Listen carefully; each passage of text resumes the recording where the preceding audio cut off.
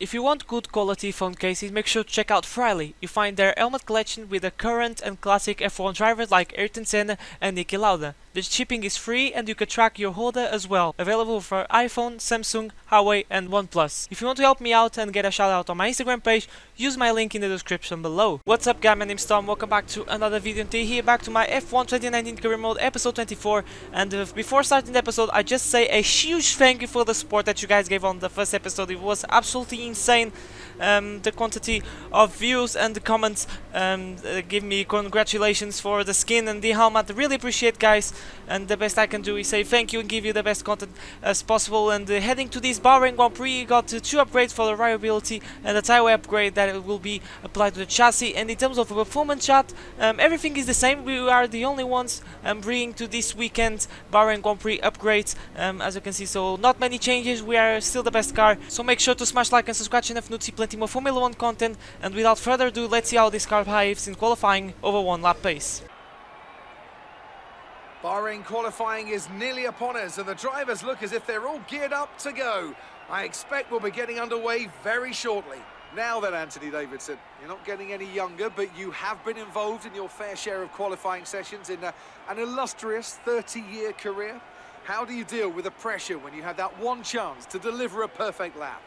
It's not so much about dealing with the pressure, it's more about how you approach the risk and just how much of it are you willing to take. You're constantly balancing the car on the edge of grip from braking, cornering and traction. And over the course of a lap, it's easy to get that balance wrong. And that's why achieving the perfect lap is almost impossible. As you say, I've been doing this 30 years now, and it never gets any easier.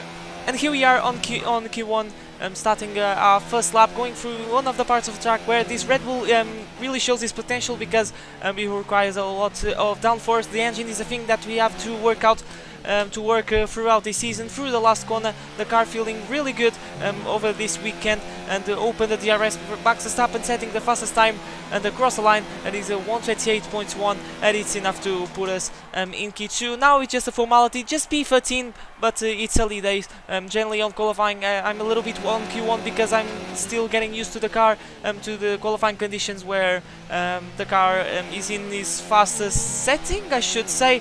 But in Q2, I thought going to the mediums, but I think I didn't have the pace. So unfortunately, we're going to stick with the 2-stop strategy. If I went on the mediums, I would do the 1-stop strategy, which is very powerful around Bahrain. But I'm almost sure that I wouldn't go to Q3 if I use the medium tire. So we have to go with the softs, unfortunately, setting the fastest time on Q2, and we are through into Q3. Like I said, Q1 and Q2 now are just a formality in this Red Bull car. Verstappen is through, but Weber is going to start in P11, which is very, very good, because he's going to have a free shot to the tire, and probably is going to choose the mediums and then switch to the hard. So it's a one-off to watch on the Sunday's race. And here we are on Q3. Join me on this lap. It was I think, I don't know if it was my fastest lap, but now you're going to join me on this lap. Make sure to get the better braking as you can at this corner, to get the best speed as you can as you go open the DRS and put on overtake mode. And now we go through one of the parts of the track where the Red Bull shows really its potential, like I said, in Q1. That is through this zone as we lose a little bit of back end, tries to feed the power too early, but we're going to press on. I'm going bubble on the first sector. Charles Leclerc, sorry, sets provisional wall position. He's in 1:28. And it seems really pacey. Let's see if we can challenge the Ferrari, which at the moment we are doing, by the looks of it.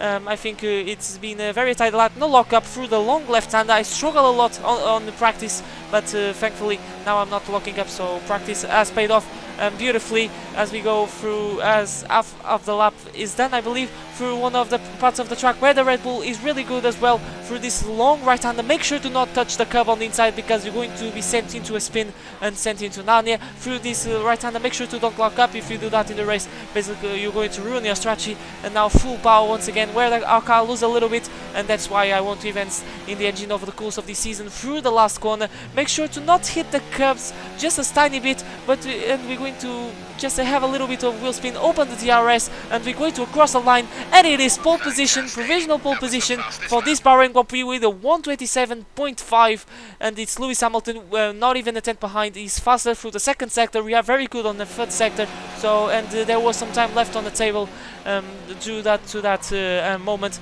through in the beginning of the second sector. So here we are on our second lap. Not much to gain through the first corner because it was perfect, but here through this part of the track we are already gaining 0.2 of a second. So I told you that I had time left on the table, but we just touched the curb on the outside, which isn't great. Charles Leclerc now sets a provisional pole, so improves his time massively, and we're going to try to steal his pole, get our first pole position in our second weekend with Red Bull. We'll see. At the moment we are losing time, but we set green personal bests on the first sector, so let's see what we can do as we go through the last corner. Now is Hamilton on the provisional pole, but we're going to lose the back end, and that's unfortunately qualifying over, and it's going to be P3 at the moment, but once we cross the line is going to be, I'm not entirely sure, yes it is P3, but I want to remind you that Hamilton is going to have a grid penalty once again. Like in the Australian Grand Prix, Hamilton is going to have a grid penalty, but I think this time wasn't for making contact. I think he's going to change the component, one of the components of the car, which is weird because we're just in round 2. But now let's go to Sunday. We're going to start alongside Charles Leclerc, and let's see if we can get a good start and get the lead of the race. The curtain rises once more then on the desert stage of Sakir as the players take their places for the opening act. Will they enthrall us like they did in 2014 with that titanic battle between Nico Rosberg and Lewis Hamilton? Well, we'll find out shortly as we get underway here in Bahrain. Formula One returns to the desert today on this exceptional 3.36-mile circuit. 15 corners provide plenty of overtaking opportunities. It could be a strategic race, this one, with Sakir notorious for eating up the rear tyres. Watch out for drivers managing their rubber at some point during the Grand Prix. Anthony Davidson, thanks for joining me once again for the Grand Prix. So, let's briefly discuss Lewis Hamilton. As ever, the threat of unreliability is never far away, and indeed they'll be starting out of position today due to a power unit component change. So it's going to be a difficult task to move forward from there. Everyone has to deal with penalties or reliability issues from time to time throughout their career. You just have to suck up the pain and get on with the job at hand. Today isn't about performing a miracle to put the car back where it should be. It's about effective damage limitation. With the race minutes away from starting, here's what today's grid rundown looks like. A fantastic effort from Charles Leclerc yesterday puts him on pole, and Thomas completes the front row. Considering the rest of the grid, we have Ricciardo, Vettel, Kimi Raikkonen and Bottas, Russell, Verstappen, Magnussen and Lucas Faber, Hamilton, Norris, Pierre Gasly and Butler, Giovinazzi, Fiat, Nico Hülkenberg and Robert Kubica, Grosjean and Lance Stroll brings the grid to a close. And now it's time to head down to the track. For the first time in this career mode, we are in the front row grid thanks to a grid penalty of Lewis Hamilton. It has a mountain to climb if you want to challenge us, but strategy-wise, it's going to be a 2-stop, a soft, medium strategy. Like I said, I wanted to go to the mediums to switch to the hards because that's the best way to go around Bahrain. But yeah, we have to bear in mind to do that. And I don't know if you guys noticed, Daniel Ricciardo going to start in P3 thanks to Hamilton's penalty. So it's one to watch. Racing Point has been pretty decent in the last round. He's one of the best cars. He's level with Ferrari. So it's one of to watch because now we are in season 2 and the performance chart doesn't tell the whole story at this stage. So watch out for Daniel Ricciardo and Racing Point. Can get a win today. Can we get a second win in a row in this Red Bull? Is what we're going to find out in the next 29 laps. The Bahrain Grand Prix, 5 red lights and away we go. No, it's not. Now it's away we go, sorry. And it was a terrible start. Charles Leclerc gets away very well, and Daniel Ricciardo as well, as we go side by side with the Andy Badger into turn 1. Let's try to squeeze just a little bit the Racing Point, which we do so, but we remain in P2. But it was an awful getaway, and Charles Leclerc is still in the lead of these early stages of the Bahrain Grand Prix. And now we're going to try to chase down, make sure that it doesn't break the DRS window once we get in onto lap 3. If we don't have a safety car, as we get a little bit of a tongue slapper, because now it's time to push and the restarts are not my best strong point. I'm more I'm better in the in the middle part of the race. So, and as you can see at the end of lap 1, I'm really struggling for pace at the moment. These soft tires are not feeling very well as they start to wear out, and by the end of lap 2, as we go into lap 3, I can't respond to Leclerc by setting another fastest lap, and he's 1.6 seconds ahead, and now 1.7 seconds ahead. So now we're losing just 1/10, but things are not looking good for us if we want to take the win. But this is the battle for P3. This is Kimi Raikkonen on the Alfa Romeo,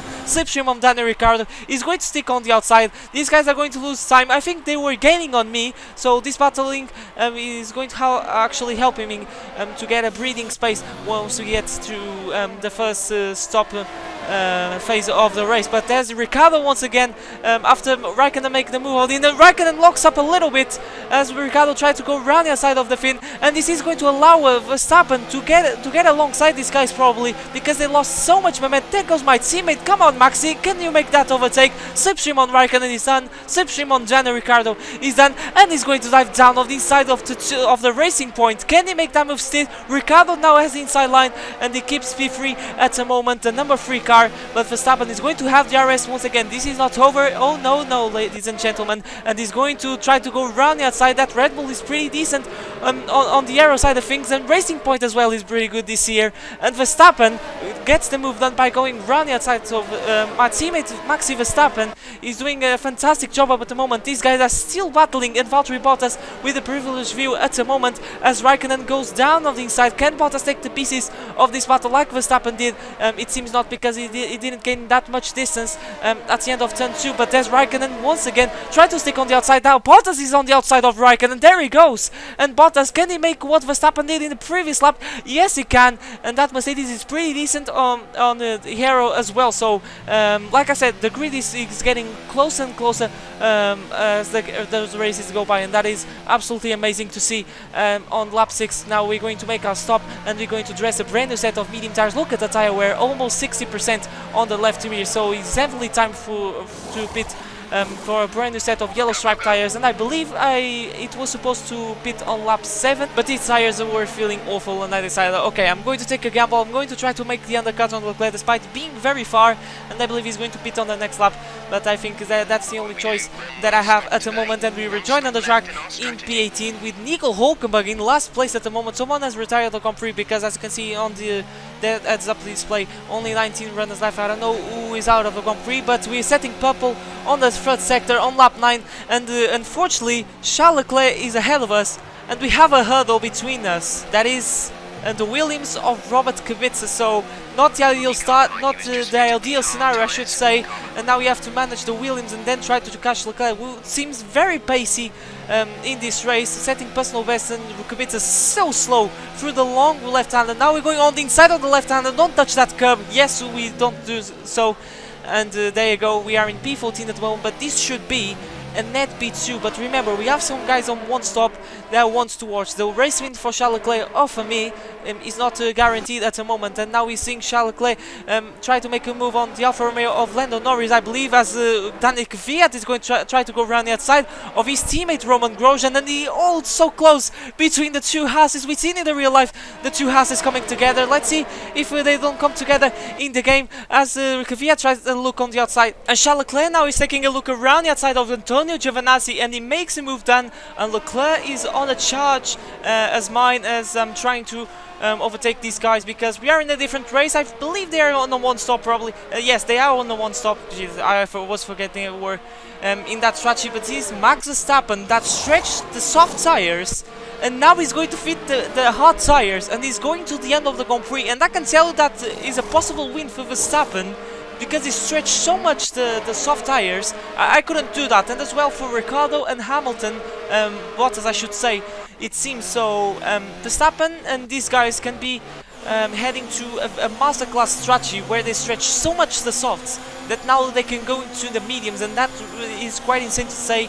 And there's Leclerc once again trying to go round the outside of Daniel Kvyat, and he makes a move stick round the outside like he did on Giovinazzi. We made a move on Giovinazzi, as you can see already in the replay cameras. Now we're going to show you the overtake on Giovinazzi. It was really easy because that McLaren, I think the Honda engine is better than the McLaren one, and it was just open the DRS, everything that you can get from this Honda engine, and no time lost. exhaust, and that's what we really want. Charles Leclerc still with the fastest lap, and you can see by going round the outside of Daniel Kvyat, like we saw on the replay camera, try on the inside on turn 1, but it quite didn't work out. Yeah, it is a little bit tempted on that part of the track, going purple on the first sector, getting so close to Daniel Kvyat. We're going to make a massive dive on the inside, squeezes so much that probably is going to lose the position. No, it didn't, and we are in P8 of this Bahrain Grand Prix, and the next victim is teammate on the other half, Roman Grosjean, up on the DRS. We are a little bit low on fuel, but don't worry, we're going to manage that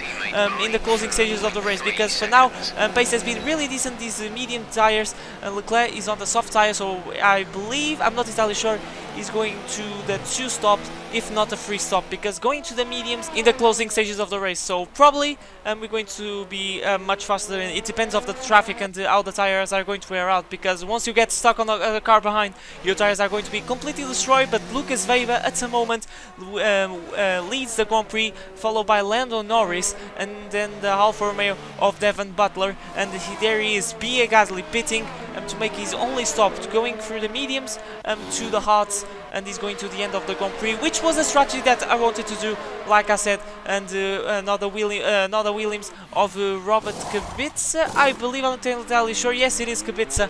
And this was, like I said, it was a strategy that I wanted to do, because it's the best way to go at Bahrain. And Nico Hulkenberg is race going to pass towards after going in, running in last place, if not in penultimate place, and he has to change his front wing. But now is our time to make our final stop of the night here at Bahrain, and we're going to dress a brand new set of medium tires, and we go till the end of Grand Prix in this compound. I was saying that I was going to fit the soft, so now I realized that I say it wrong, so apologies for that.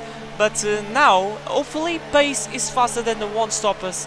But at the moment, we are out of the points. Leclerc is in P10, so we have a lot of overtaking to do if we want to grab some good points in this race, which is not going to be easy, but we'll see what we can do as the laps go by, because pace on the medium tires has been pretty decent on the first stint. Let's see if the second stint on the medium tires is decent, which at the moment it seems that it's being, because we set the fastest lap of the Grand Prix, so 1 extra point. We're already in P10, so the point is valid. And by lap 22 we catch this huge train that is led by several guys on the hard tires, and Leclerc is stuck behind this train because he can't overtake, because there is so much slipstream, and we're gaining on Leclerc. We're going to stick on the outside, and we're going to make a dive around the outside of Leclerc. We made the move. Can we try on Raikkonen? Yes, we can, and we're going to switch on the inside. Make sure to squeeze a little bit Raikkonen, and that is a beautiful overtake on Kimi Raikkonen and Charles Leclerc. And let me say, one of my best overtakes on this career mode so far, by going round the outside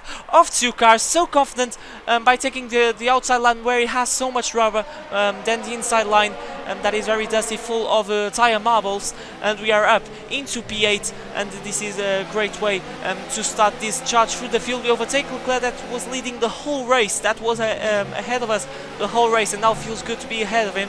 But we have more work to do, as we're going to try to make a massive dive bomb on Lando Norris. He doesn't leave the room that much like Daniel Kvyat, and that results in some contact. But most importantly, we get this position done. And now we have Magnussen, Ricciardo, and then the Toro Rosso of Pierre Gasly. And I think that should be it. But now Max Verstappen is on the hard tires, and guess what? He's leading the race by starting way down the order. He's making the 1 stop by starting on the softs work. And then it's followed by Lucas Weber and Valtteri Bottas. Weber is on the podium at the moment. In second place, he can be on third place, because Valtteri Bottas is going to dive down on the inside. That Mercedes is so much quicker than the Toro Rosso. But Lucas Weber is driving for his life to keep that second place. And at the moment he's doing great, and managed to stay ahead of Bottas, that is doing a pretty decent job at the moment, making the soft hard strategy work. And these are the 2 the 2 racing points, and going side by side. Ricciardo on the inside, they're losing so much momentum that is going to allow us to take a chance on Magnussen, and maybe Ricciardo slipstream on Magnussen, and we're going to try to go all the way around the outside. Maybe you can try to take a look on Ricciardo, but it's not enough. We have to worry on Magnussen, not anymore, because we are up into P6 of this Bahrain Grand Prix, and now we're going to try to chase down Daniel Ricciardo, and that is really close. I'm not going to make the dive bomb on the inside because it's too risky. Remember what happened with Norris? It was very lucky to not lose a bit of a front wing, and we have to wait through this zone where it is so easy to lock up. It gave me some headaches during practice to have the best tire wear as possible, and still the tire wear was so bad that I have to pit some laps earlier. But now we are in the slipstream of Daniel Ricciardo. We're going to try once again round the outside. So many outside moves during this race, but Ricciardo has enough traction to stay ahead, but through this corner is so slow that we're going to try to make an ambitious dive bomb through this corner. We locked up a little bit, that resulted to go wide, and thankfully there's no contact between me and Ricciardo, so kudos to him. Good reflex by the Aussie, but he's not done yet. Oh no, ladies and gentlemen, because he's going to try go on the inside through the last corner. We're going to stick the line. We're not going to make any switchback. We're not going to have any DRS, so it's going to be all down to me now to try to defend this position. These racing points are so good on the straight line and in terms of downforce now as well. And there goes Ricciardo, but we're going to try to defend. He switched a little bit during the braking, turns a little bit under braking, but we have the better braking, the better tires, and we have the balls to stay in P5. Momentarily yellow flags, but no one is out of the race. And after this titanic battle, titanic charge through the field in the second stint, that really felt good. We're going to come home in a very good P5, considering that we were on a two-stop strategy. That is not the best way to go, and Max Verstappen wins the Grand Prix after an amazing comeback. Kudos to him, and this is going to mean that he's going to be in the lead of the championship. So we're getting ready probably to have a good championship battle with Verstappen. Let's see what happens during the next races, but for now it's Verstappen's day. But I'm really happy with the charge that we did, I wanted to win, but that's how things go sometimes.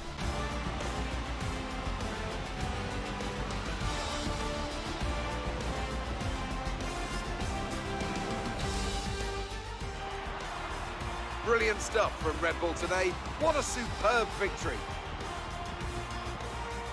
Anthony Davidson, what helped them deliver this result, do you think? I think we'll chalk this one up to a deft touch on the brake pedal. That's allowed them to challenge down the inside into the braking zones, and ultimately, if you do that often enough, you end up winning the race. It was great to watch as well though, wasn't it? Forget strategy, forget tyre management. Who doesn't love a good old-fashioned scrap? Here come today's winners. The team at Red Bull have done a phenomenal job recently. It's clear to see that they've put in the work, and they should be proud of the victory they secured here.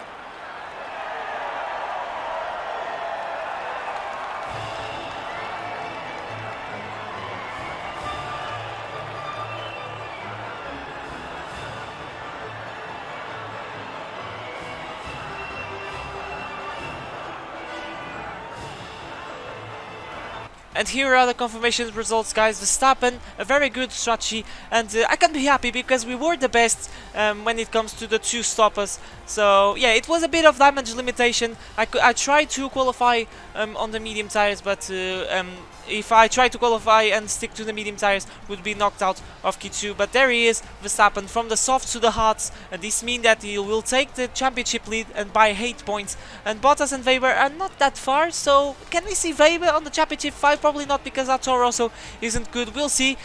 We've seen some surprise on the performance shot, but in the constructors we remain in the lead because we've been very consistently over the course of these races. But guys, that has been the episode 24, episode 2 of season 2 of my F1 2019 career mode. I hope you enjoy. Make sure to smash like and subscribe channel if you do see plenty more Formula 1 content.